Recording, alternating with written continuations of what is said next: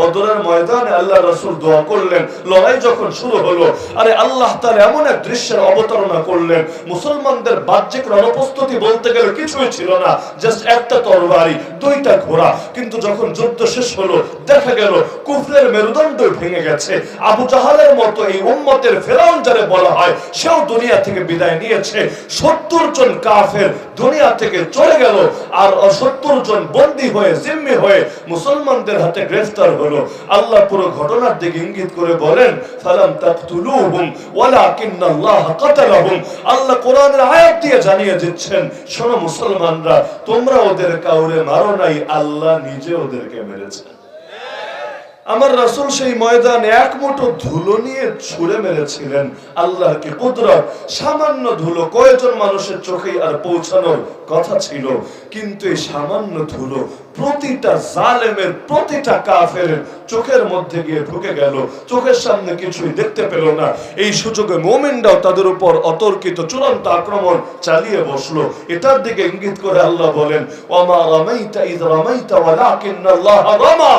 আরে রাসূল, আপনি যখন ধুলিবালি ছুঁড়ে মেরেছিলেন, আরে আপনি মারেন নাই, হাত ব্যবহৃত হয়েছিল আপনার, মেরেছে তো আসলে আল্লাহ। তো বান্দার কি বা করতে পারে?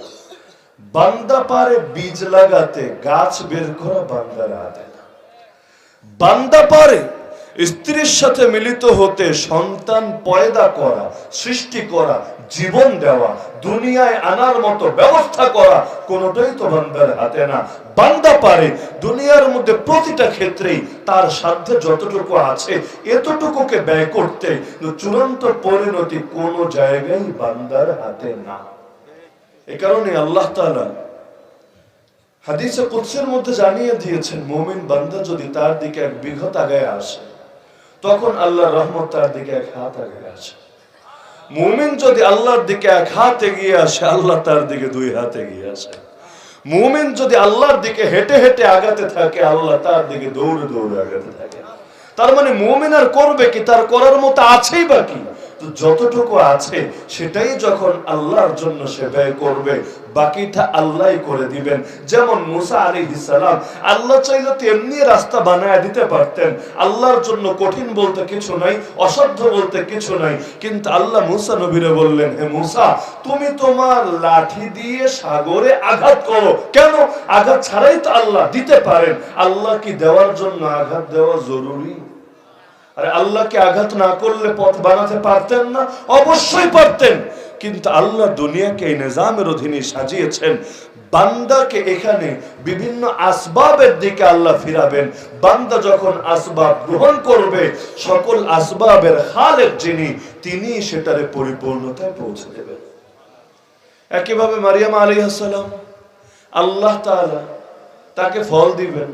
তিনি এমন একটা জায়গায় চলে গেছেন, স্বাভাবিক সমাজ থেকে তিনি বিচ্ছিন্ন, কারণ তার বাচ্চা হবে। এই এলাকার মধ্যে থেকে মানুষের সামনে মুখ দেখাবে কিভাবে? আলাদা হয়ে গেলেন। কিন্তু এখন তার খেতে তো হবে, ক্ষুধা নিভাতে তো হবে, কিভাবে কি করবেন? আল্লাহ জানিয়ে দিলেন, তুমি যাও খেজুর গাছে গিয়ে ধাক্কা দাও, তোমার উপর থেকে তাজা তাজা খেজুর পড়বে। তুসাকিত আলাইকি রুতাবান জানিয়া। এখন আপনি চিন্তা করেন, অসুস্থ মানুষ প্রেগন্যান্সির সময় বা চূড়ান্ত সময়ে যখন ডেলিভারি হবে, সেই সময় একজন নারীর কি পরিমাণ কঠিন সময় থাকে। আর যদি এমন হয় আশপাশে কেউ নাই, মেডিকেল ট্রিটমেন্টের ব্যবস্থা নাই, সিরিয়াস কোনো ইস্যু দেখা দিলে সার্জারি করার মতো কোনো প্রস্তুতি নাই, এই রকম একটা হালতে একজন নারী কতটা বিপদাপন্ন থাকে। এরপর সেই সময় আল্লাহ তাআলা বলছেন, তুমি ঝাঁকি দাও, তুমি নাড়া দাও। তুমি যদি নাড়া দাও, ওহুজ্জি ইলাইকি বিজিদিআইন নাখলা, তখনই তোমার উপরে এই খেজুর থেকে, গাছ থেকে আস্তে আস্তে খেজুর পড়তে থাকবে। কি বুঝলেন এগুলো থেকে? দুনিয়ার মধ্যে আপনারে আপনার সাধ্যে যতটুকু আছে এটা ব্যয় করতে হবে, তবে আমাদের সাধ্যে খুব বেশি নাই। আমরা সূচনা করব, আল্লাহ আমাদের দিল দেখবেন, আমাদের আন্তরিকতা দেখবেন, আমাদের একনিষ্ঠতা দেখবেন, বাকিটা আল্লাহ নিজেই পরিপূর্ণতা দিয়ে দিবেন। এ কারণে দেখেন, আপনি চিন্তা করেন, ইসলাম জিন্দা হওয়ার জন্য কি নবীর রক্ত ঝরার কোনো দরকার ছিল? আমার আল্লাহ চাইলে নবীর গা থেকে এক ফোঁটা রক্ত না ঝরিয়ে, আমার নবীকে একটা পাথর না খাইয়ে, আমার নবীর দাঁত শহীদ না করিয়ে, আমার নবীর আপন চাচার বুক চিরে কলেজা বের করে যে চিবিয়ে খাওয়া হয়েছে, এই দৃশ্যের অবতারণা না করে আমার নবীর 52,000 সাহাবীদের শহীদ হয়েছে, এই করুণ ট্র্যাজেডি না ঘটিয়ে আমার আল্লাহ চাইলে প্রথম দিনই দুনিয়ার সব কুফরি পরাশক্তিকে পরাজিত করে আল্লাহ তার জমিনে তার দ্বীনকে জিন্দা করতে পারতেন কিনা? আরে পারতেন কিনা? আল্লাহ চাইলে তো এই ফয়সালাই করে দিতেন, বিজয় সর্বদা রাসূলেরই হবে, বিজয় সর্বদা সাহাবীদেরই হবে। কখনো কোনো কাফের বাহিনী বিজয় হবে না, হতে পারেই না। দুনিয়ার অনেকের কাছে এগুলোরই মনে হয় মিরাকেল, যে এমন একজন হুজুর হবে যে হুজুরের কেউ মামলাও দিতে পারে না, হামলাও করতে পারে না, জেলেও ঢুকাতে পারে না, ফাঁসির কাষ্ঠ চড়াতে পারে না। এইরকম যারা হবে এদেরকেই খাঁটি হুজুর বলা হবে। অথচ পৃথিবীর ইতিহাস সাক্ষী এমন নবীও বিগত হয়েছেন যেই নবীর মাথার উপর করাত রেখে পুরো শরীরটাকে দুই টুকরো করে ফেলা হয়েছে। এমন নবীও বিগত হয়েছেন লোহার চিরুনি দিয়ে তাদের গা থেকে চামড়া, রক্ত, মাংস সবকিছুকে আলাদা করে ফেলা হয়েছে। এমন নবীও বিগত হয়েছেন যাদেরকে মাছের পেটে যেতে হয়েছে, আগুনের বুকে যেতে হয়েছে, এলাকা থেকে বিতাড়িত হতে হয়েছে, আপনজনদের শত্রুতা সইতে হয়েছে। এই রকম ইতিহাস দিয়েই তো গোটা নবীদের ইতিহাস ভরা। তো এখন আপনি বলেন, আল্লাহ চাইলে কোন নবীকে এক মুহূর্ত কষ্ট না দিয়ে দিনকে বিজয়ী করতে পারেন কি না? আমার রাসূল নিজের ব্যাপারে বলছেন, উযিতু ফিল্লাহি মা লাম ইউযা আহাদ। আল্লাহর পথে আমাকে এত বেশি কষ্ট দেওয়া হয়েছে যত বেশি কষ্ট কোনোদিনও কোনো মানুষকে দেওয়া হয় নাই। ওয়ালাকাদ উখিফতু ফিল্লাহি মা লাম ইউখাফ আহাদ। আল্লাহর পথে আমাকে এত বেশি ভয় ভীতি দেখানো হয়েছে যত বেশি ভয় ভীতি কোনোদিনও কোনো মানুষকে দেখানো হয় নাই।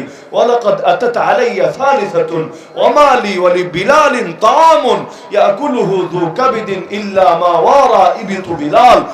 তিনটা দিন কেটে গেছে, আমার কাছে এমন কিছু ছিল না যেটা খেয়ে কোনো মানুষ জীবন ধারণ করতে পারে। আমার খাদেম বেলালের কাছেও এমন কিছু ছিল না যেটা খেয়ে আমরা জেনাতিপাত করতে পারি। শুধু বেলাল অনেক কষ্ট করে তার বগলের নিচে সামান্য খাবার লুকিয়ে রেখেছিল, এই খাবারই ছিল আমাদের 3 দিনের একমাত্র পুঁজি। এইরকম কষ্ট যদি রাসূলকে করতে হয়, আম্মা জান আয়েশা রাদিয়াল্লাহু আনহা বলেন, কখনো এমন হয়েছে মাস পার হয়ে গেছে একটা বারের জন্য ঘরে চুলা জ্বলে নাই। তাহলে কি খেয়ে বেঁচেছেন? তিনি বলেন, 2টা জিনিস খেয়ে, যেগুলো আপনাদের বাড়িতেও আছে। একটার নাম পানি, আছে তো সবার বাড়িতে, আর একটার নাম খেজুর। সারা বছর না থাকলে রমজানে তো থাকে। নিজেরাই দেখেন শুধু পানি খেয়ে আর খেজুর খেয়ে। আর আম্মা জান আয়েশা রাদিয়াল্লাহু আনহা বলেন, 2-4 দিন আশপাশের ঘর থেকে, প্রতিবেশের ঘর থেকে দুধ হাদিয়ে এসেছে। বেশ, এই আইটেম গুলো খেয়ে আমাদের মাস পার হয়েছে। একটাবার চুলা জ্বালানোর মতো ব্যবস্থা আমাদের হয় নাই। রাসূলকে ভালোবাসার দাবি যারা করে, আরে আল্লাহর রাসূলের এই সময়ে কি পরিমাণ কষ্ট হয়েছিল এটার ফিলটাই যদি একবার নেওয়ার চেষ্টা করে তাহলে ঈমানের মধ্যে তো আলাদা রওনক পয়দা হয়ে যাবে। আমি জানি না, এখনো বুঝি না কি পরিমাণ ক্ষুধা লাগলে মানুষ নিজের কোমরটারে সোজা রাখার জন্য পেটে পাথর বাঁধতে বাধ্য হয়। আরে ক্ষুধার জ্বালায় সাহাবীরাও যখন আর পারছেন না, প্রাণ আর বাঁচে না এমন একটা অবস্থা, আল্লাহ রাসূলের কাছে এসে দেখাচ্ছেন, ইয়া রাসূলুল্লাহ একটু দোয়া করেন আল্লাহর কাছে, বড় কষ্ট হচ্ছে আমাদের। কাপড়টা পেট থেকে সরিয়ে দেখালেন, দেখেন রাসূল ক্ষুধার জ্বালায় পেটে পাথর বাঁধতে বাধ্য হয়েছি। আল্লাহ রাসূল কি বলেই বা তাদের সান্ত্বনা দেবেন? চাইলেই তো তিনি সবার জন্য খাবারের ব্যবস্থা করতে পারছেন না। আল্লাহ রাসূল নিজের পেট থেকে এবার কাপড়টা সরালেন, তার লক্ষ্য করে দেখলো তাদের পেটে তো মাত্র একটা করে পাথর বাঁধা, আমার নবীর পেটে দুইটা পাথর বাঁধা। সেই সময়ও নবী যে চুপচাপ বেড রেস্টে আছেন এমন না, যে ক্ষুধার জ্বালায় যেহেতু অতিষ্ঠ এখন অন্তত রেস্টে থাকলে, ঘুমায় ঘুমায় থাকলে তাও তো কষ্টটা কম হয়। রমজানে দেখেন না অনেকে অন্য মাসের চাইতে ঘুম বাড়িয়ে দেয়। কেন? যত বেশি ঘুমায় তত বেশি ক্ষুধার জ্বালা বা অন্যান্য কষ্ট সহজে ভুলে থাকা যায়। কিন্তু বেড রেস্টের সুযোগ কোথায়? যুদ্ধের দামামা বেজে গেছে, কাফেররা এগিয়ে আসছে। ওদের হাত থেকে যদি মদিনাকে বাঁচাতে চায়, আগেই প্রহরার ব্যবস্থা করতে হবে, সুরক্ষার ব্যবস্থা করতে হবে। কাফের তখন এক দল না, সব দল মিলে সম্মিলিতভাবে এগিয়ে আসছে। আরবিতে এটাকে বলে গাজওয়াতুল আহজাব, সম্মিলিত বাহিনীর যুদ্ধ। এখন মদিনাকে সেভ করবেন কিভাবে? শিশুদেরকে হেফাজত করবেন কিভাবে? নারীদের ইজ্জত বাঁচাবেন কিভাবে? আল্লাহর রাসূল তার সাহাবীদেরকে নিয়ে বিশাল বিশাল করে গর্ত খুঁড়তে শুরু করলেন। এটাকে এক শব্দে বলে পরীক্ষা। পরীক্ষা মানে হইল বড় ধরনের গর্ত। এত বড় গর্ত, যত বড় গর্ত অতিক্রম করে বাহিনী ভেতরে তাদের উট, তাদের ঘোড়া, তাদের যুদ্ধের বাহনগুলো ঢুকাতে পারবে না। কেউ যদি রশি দিয়ে নেমে এটা ক্রস করতে চায়, সেও পারবে না, কারণ তীরন্দাজ বাহিনী ওত পেতে থাকবে। যারাই একা একা সিঙ্গেল নামবে, ওদেরকে আখিরাতে পৌঁছে দেওয়ার জন্য। তো এখন মদিনাকে সেভ করতে হবে, বিশাল বিশাল পরীক্ষা বানাতে হবে। আর সেই মাটি তো আর বাংলাদেশের মাটির মতো এত নরম মাটি না। বলবেন নরম মাটি না, বুঝলেন কিভাবে? আরে বুঝতে চাইলে বেশি কিছু ঘটনা লাগবে না। উহুদ যুদ্ধের নাম শুনেছেন আপনারা? উহুদ যুদ্ধে ইসলামের প্রথমে তো জয় হয়েছিল, কিন্তু আল্লাহর রাসূলের একটা কমান্ড ভঙ্গ করার কারণে মুসলমানদের উপর এর শেষের দিকে বিপর্যয় নেমে এসেছিল। আল্লাহ নবী 70 জন সাহাবী এক ময়দানে শহীদ হয়ে গেলেন। এখন 70 জন সাহাবী শহীদ হলেন, কিন্তু যোদ্ধা কয়জন? বের হয়েছিলেন এলাকা থেকে 1000 জন, ময়দান পর্যন্ত 1000 যেতে পারেন নাই। 300টা মুনাফিক রাস্তা থেকে পল্টি মেরেছে। তার মানে 700 জন মুমিন মুত্তাকি মুজাহিদ ময়দানে লড়াই করেছে। এর মধ্যে 70 জন যদি শহীদ হন, বাকি থাকে কয়জন? 630 জন। 630-এর মধ্যে ধরে নিলাম 100 জন, 200 জন, 300 জনই অসুস্থ, আহত। যুদ্ধে গেলে জখম হবে, আহত হবে, এটাই স্বাভাবিক ব্যাপার। কিন্তু এরপর অন্তত 100-200 মানুষ হলেও সুস্থ তো থাকবে। আর তারা তো যেমন তেমন মানুষ না, তারা তো ময়দানের বীর সাহসী সৈনিক। একজন সৈনিক আর একজন সাধারণ মানুষ কখনো সমান হয় না। তো এবার চিন্তা করেন, 70টা কবর খুঁড়তে কয়জন মানুষই লাগে? বেশি থেকে বেশি 70 জনই লাগবে। একটা কবর খুঁড়তে কি একজনের চাইতে বেশি লোকের দরকার আছে? তাও ধরলাম 2 জন মিলেই খুঁড়লো, 3 জন মিলেই খুঁড়লো, 4 জন মিলেই খুঁড়লো। কিন্তু ইতিহাস পড়লে দেখবেন উহুদের ময়দানে 70 জন শহীদের একটা একটা করে কবর নসিবে জোটে নাই। এক এক কবরে একাধিক জনকে দাফন করতে হয়েছিল। এবং এই দাফন করতে গিয়েও আল্লাহ নবী সাল্লাল্লাহু আলাইহি ওয়াসাল্লাম 2টা জিনিস লক্ষ্য রেখেছিলেন। এক নম্বরে, দুনিয়ায় যেই 2 মুমিনের মধ্যে মহাব্বত ছিল একমাত্র আল্লাহর জন্য, যাদের মহাব্বত বেশি ছিল, আল্লাহ নবী কবরে রাখার ক্ষেত্রেও তাদেরকে একসঙ্গে রেখেছেন। আর 2 নম্বরে, কবরে রাখার ক্ষেত্রেও 2 জনরে যদি শোয়াতে হয়, এখন একজনরে তো আগে শোয়াতে হবে আর একজনরে পরে, একসাথে তো আর 2 জনকে নামানো যায় না। আল্লাহ নবী এখানেও এই আদবের লক্ষ্য রেখেছেন। যার দিলে ইলম বেশি ছিল, কোরআন বেশি ছিল, দ্বীনের জ্ঞান বেশি ছিল, তার সম্মানার্থে তার লাশটারেও কবরে আগে নামানো হয়েছিল। ইসলামের সৌন্দর্য দেখেন, কোন জায়গায় গিয়েও কোন জিনিসের প্রতি কেমনে লক্ষ্য রাখে। ইলম ওয়ালার দাম, কোরআন ওয়ালার দাম আল্লাহ রাসূল কোন জায়গায় দিয়ে থাকে। আর অন্যান্য জায়গা তো আছেই। কবরে লাশ রাখবে, তখনও যার ইলম বেশি, যার কোরআন বেশি, তাকে প্রাধান্য দেওয়া হচ্ছে, সম্মান দেওয়া হচ্ছে।